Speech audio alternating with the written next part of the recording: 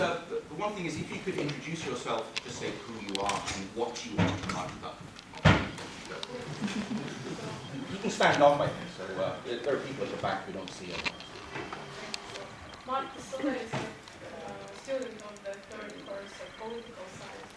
I want to find out, you mentioned that the European Union is a family, and we lost one of the members of family like Britain.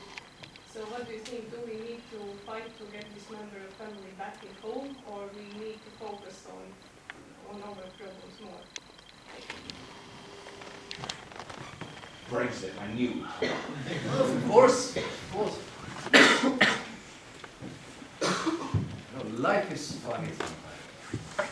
Because the truth about Brexit is that no one wanted it.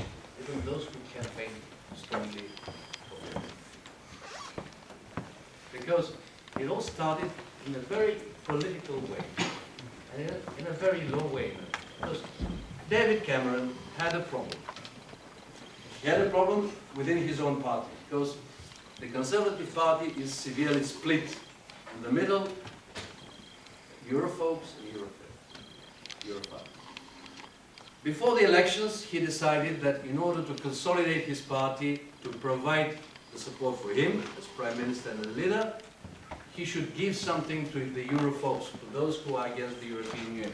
And he said, I will renegotiate our relations with the EU, and then we'll go to a referendum on this question. And the other task which he had is to limit the expansion of UKIP as a political party. What is the outcome? And then he, in the negotiations, he didn't achieve anything serious. It was just small bargaining about peripheral issues. And he campaigned in favor of states. Then he said no, he had no. So he will remain the Prime Minister who gambled the future of his country for his political purposes, lost the power, and took Britain out of the UK, which is a historical event. Do you know, the next day after Brexit, what was the most popular Google search? What is EU? What is EU? People didn't know. Nobody told them the truth. And UKIP, Farage went away. Why? Just to have holidays, as he said. I'm tired, I did my mission. Because his party lost any sense of, why they should exist. They were existing because they said, we want Britain out. Okay, out. They are out, or they are supposed to be out, on the basis of the citizens' will. And what next? They don't have, a reason to exist. A mission, a political mission. And without a mission, a party is useless. So he's also out of politics. And it has become, Johnson, Boris Johnson, brilliant, speaker, very emotional in his campaign. Why did he do it? Because he wanted to replace David Cameron as Prime Minister. Said, I'll play against him, so half of the party is mine, and then I'll become even more, visible, and I'll be the next Prime Minister. And he won. People said, Brexit. What next? His party saw the polls and, half of the country hates him. More or less. That means that these people who voted to stay in, 48%, will never vote for Conservative Party if he is leading the party. So they don't take the Foreign Secretary office, but don't think about becoming Prime Minister because we shall lose election. And they really don't know what to do. They don't know what to do. There hasn't been a plan. What happens to Britain in UK relations with Europe if they leave? Because they were all saying, those who champion the exit from the EU, we shall keep the good things in EU, we shall just not let the immigrants come in, and we shall keep the money for us, which we are paying to the poorer East Europeans. And then you said, dear friends, we respect our British, European colleagues a lot. But in order to have access to the common market, as you wish, including the financial markets, which are vital for the city, you have to respect the four fundamental principles and freedoms of the European Union, which is also movement of capital, but free movement of people, and common market of the labor force, which can have no restrictions. So now they sit and think, and my impression is that the whole strategy of the British government is to wait and see what will happen.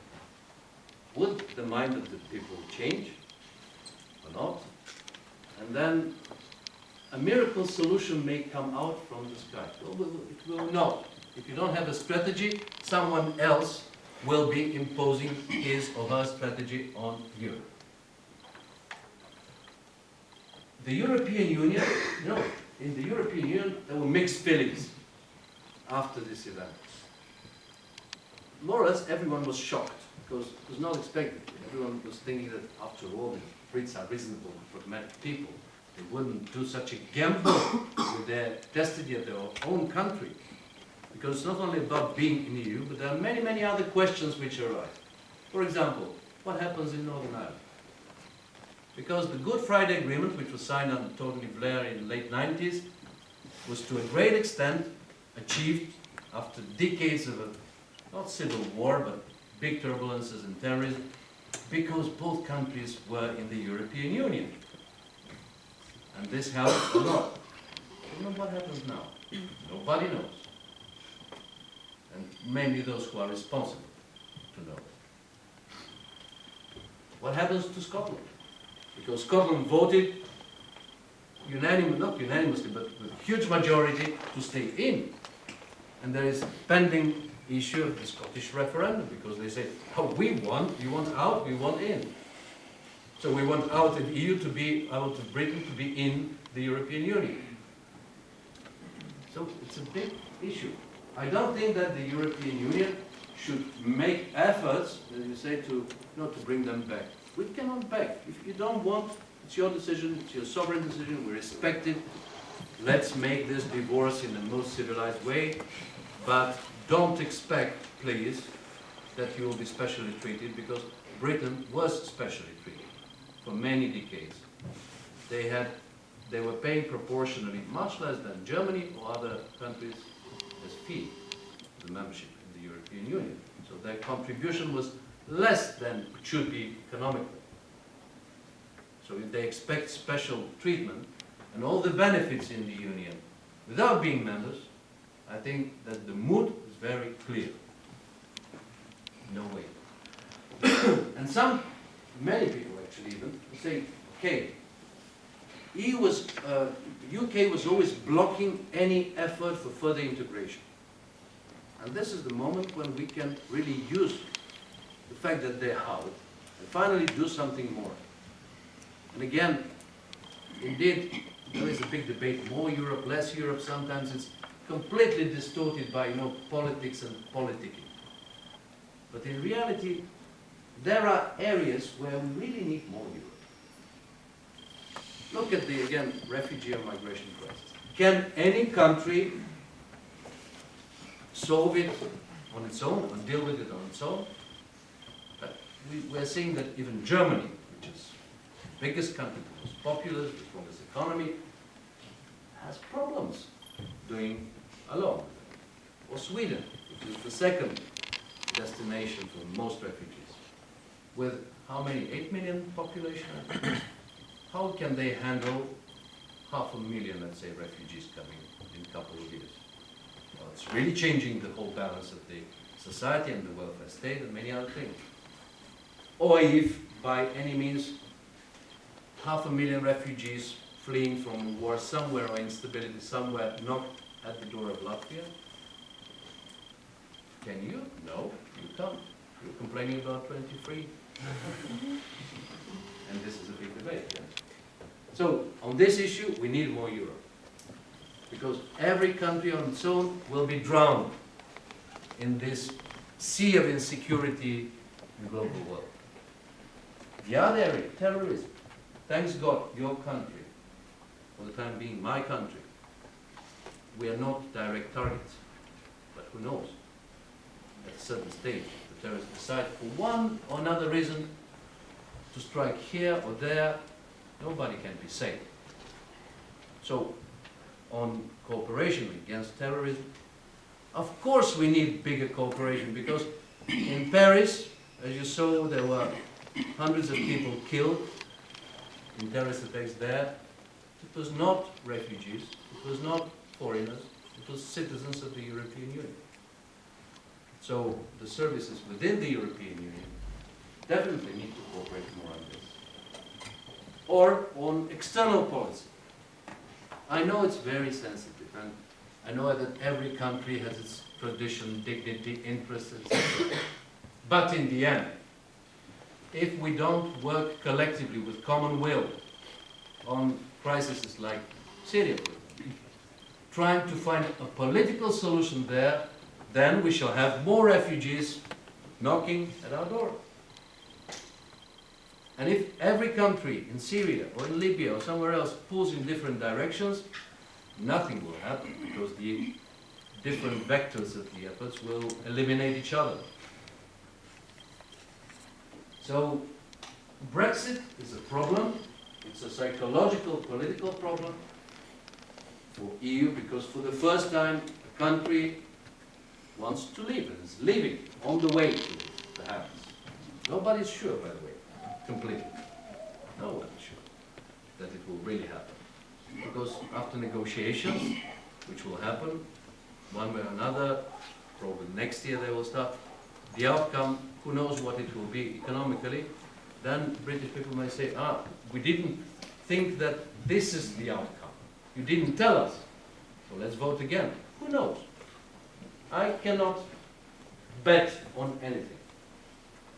But, and the other thing is that, indeed,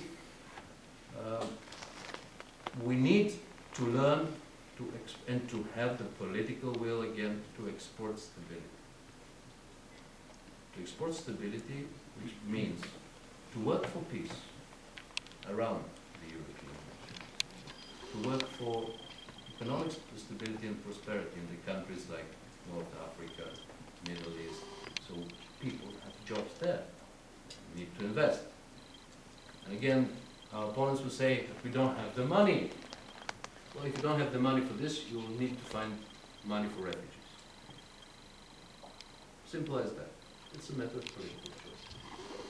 So it's, in the end, all in our hands. Because life changes directions every day and every minute. And each choice which we make is influencing the general trend.